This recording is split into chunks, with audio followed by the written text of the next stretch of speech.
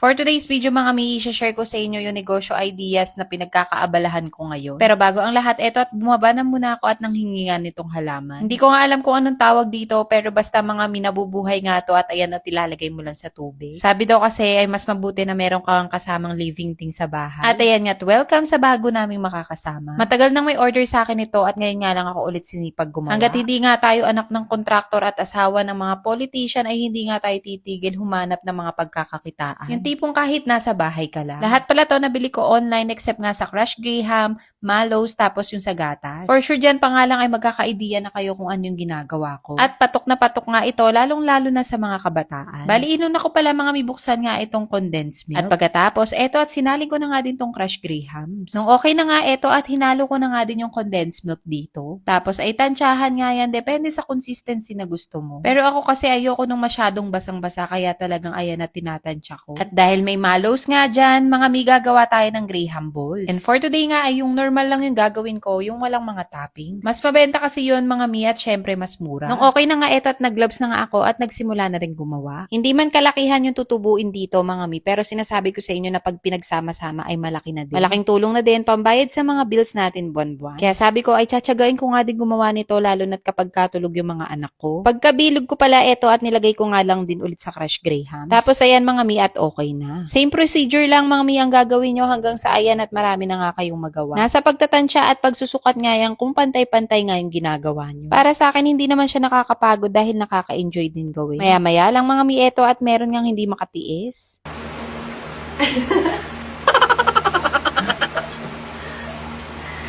Dalugin.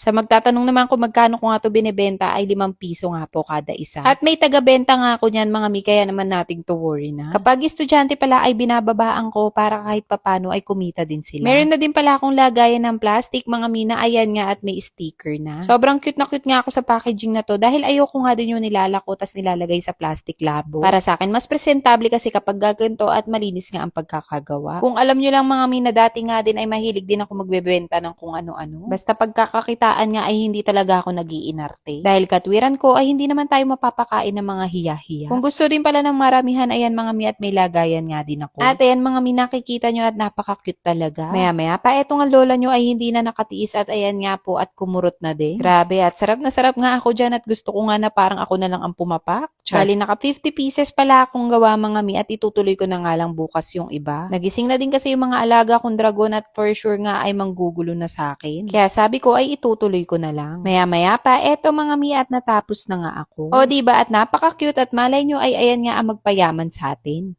At ayan nga po yung malaking pusa mga mi at gising na nga po. Kaya matik siya nga po ang unang customer. Thank you for watching.